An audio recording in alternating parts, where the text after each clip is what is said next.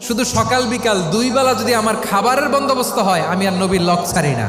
আমার আনসার সাহাবারা ক্ষেত খামারের কাজ করতো, আমার মুহাজির সাহাবারা ব্যবসা করতো, আর আমি নবীর সাথে সাথে থাকতাম। 5374টা হাদিস তিনি বর্ণনা করেছেন।